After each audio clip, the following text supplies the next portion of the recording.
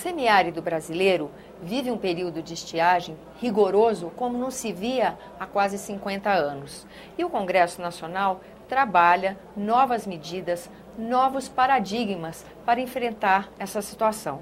Nós vamos conversar agora com o senador José Pimentel, que traz para nós essas novidades. Senador, muito obrigada pela sua presença aqui no nosso programa. O convite. Na verdade, não é só o Congresso, eu já vou me corrigir, é uma parceria do Poder Executivo com o Legislativo, que tem propiciado uma nova maneira de encarar e de administrar esse problema?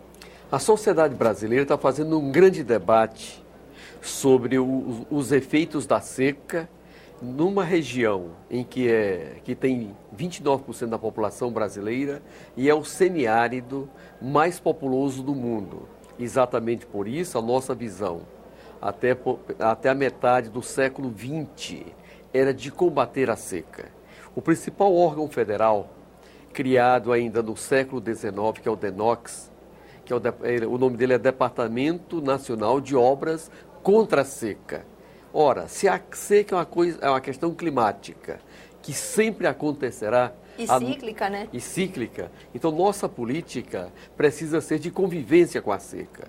Como muito bem você registrou, essa seca ela é a maior dos últimos 50 anos. E esta seca, ela alcança toda a nossa economia e principalmente o abastecimento de água. Já fizemos uma série de políticas para diminuir os efeitos da seca no que diz respeito à alimentação. Nesse período de seca de 2012, 2013, nós não tivemos nenhuma cidade nordestina ocupada à procura de alimentos e nem tampouco os saques regulares que nós tínhamos nas nossas rodovias, no nosso comércio, nessa grande seca também não existe. E isso é resultado de uma série de políticas públicas que passa pelo Bolsa Família, que garante o alimento das famílias mais pobres. A aposentadoria rural é um outro forte instrumento de combate às secas e as políticas para resolver a questão do endividamento rural. Esse é um ponto crítico, a questão do endividamento é uma tragédia do cidadão comum, né, senador? Porque é toda uma dedicação a essa atividade rural, sujeita às intempéries climáticas e a pessoa fica totalmente vulnerável, né? Você tem toda a razão. Esses pequenos proprietários, esses trabalhadores, esses agricultores tomaram o dinheiro emprestado para plantar, fazer plantio agrícola e procederam ao plantio. Como não teve a chuva, eles não tiveram a colheita. E em épocas anteriores, eles tinham que vender a própria terra, tinham que perder a terra em leilão feito pelos bancos para honrar a sua obrigação. Desta vez, o Congresso Nacional, o Poder Executivo tomaram medidas e aqui foram aprovadas. Entre essas, eu lembro muito bem da Lei 12.716, ainda em 2012, mais recentemente, a Lei 2.872. E esse conjunto de normas aprovado pelo Congresso Nacional permitiu que mais de 800 mil operações de crédito fossem perdoadas, renegociadas e com abatimento. Aqui, toda dívida agrícola até R$15 mil teve um desconto de 85%. Ou seja, se você devia R$10 mil, paga apenas 1.500. 8.500 foi perdoado por conta dos efeitos da seca. Viabilizou, né? Permitiu que ele pudesse criar as condições honrar de parcelamento, dívidas, de pagamento e mantendo a sua pequena propriedade.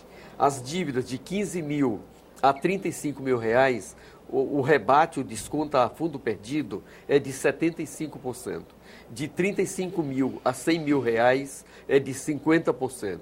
E até de 100 mil a 200 mil reais é feito um parcelamento em 10 anos com carência de 3 anos. Isso envolveu 11 bilhões e 200 milhões de reais.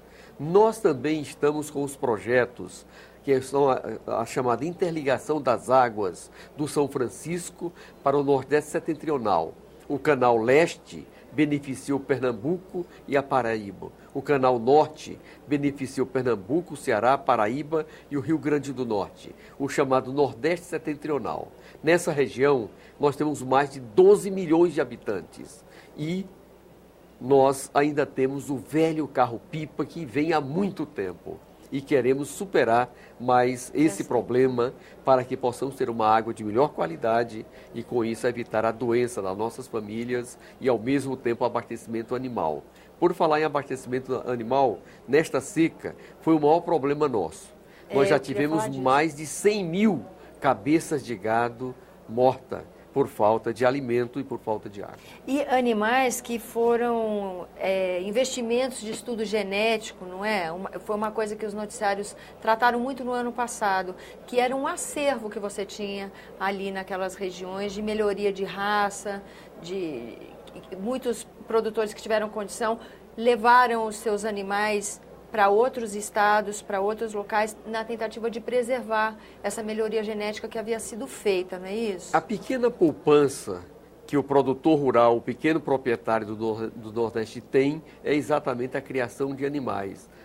É o gado, e seja o capim e o ovino, boa parte desse rebanho, aqueles que tinham maior posse, conseguiram levar para Goiás, para Tocantins, para o próprio Maranhão, mas aqueles que têm menos posse, têm ali 2, 3 cabeças de gado, não têm condições. Foi este que perdeu o seu rebanho. E nós precisaremos, logo que o inverno volte, ter uma nova política de repor esse rebanho com essa melhoria de convivência com a seca, um animal mais resistente, porque a nossa região ela tem menos alimento para os animais, tem menos forragem, como a gente diz. E agora, nós estamos fazendo um outro debate que é muito importante para nós. Com a interligação das águas do São Francisco para o chamado Nordeste Setentrional, nós precisamos abrir uma forte discussão com os estados doadores, que são os estados onde a água é captada. Ou seja, os nascedouros do Rio São Francisco fica ali no estado de Minas Gerais, parte da Bahia, envolve também os estados de Alagoas e Sergipe, que nós chamamos de estados doadores de água. Certo. E nós que somos estados receptores de água, o Pernambuco, a Paraíba, o Rio Grande do Norte, o nosso Ceará, parte do Piauí, que depois também será beneficiado. Falando do Piauí, é consistente a notícia de que há um lençol de água, um aquífero maravilhoso. É verdade. E nós vamos ter acesso a essa água, senador? O que acontece? Nós temos a mais ou menos 300 quilômetros da praia uma grande serra, que é a divisa entre o Ceará e o Piauí. E as águas que infiltram lá na bacia amazônica, uma parte dela desce pelos veios da terra e se armazenam ao pé dessa grande serra na parte do Piauí.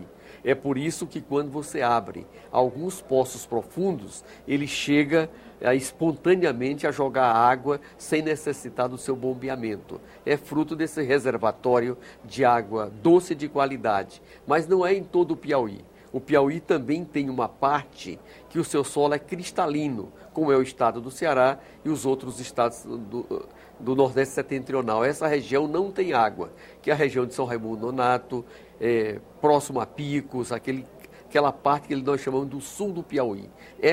Essa região, necessariamente, vamos precisar também de ter o chamado canal oeste do São Francisco para essa região. Mas nós temos, sim, no Piauí, uma reserva de água muito maior do que nos outros estados. Senador, não queria terminar nossa entrevista sem falar da subcomissão criada na Comissão de Infraestrutura e que o senhor preside, que é destinada a tratar desse tema, não é?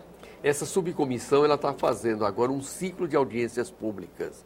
Hoje foi exatamente a primeira delas sobre o tema água, com o presidente da Agência Nacional de Águas, e na próxima quarta-feira teremos uma outra com o ministro da Integração Nacional para discutir os desdobramentos dessa negociação da dívida agrícola, discutir a questão dos canais de integração do São Francisco, porque eles estão atrasados.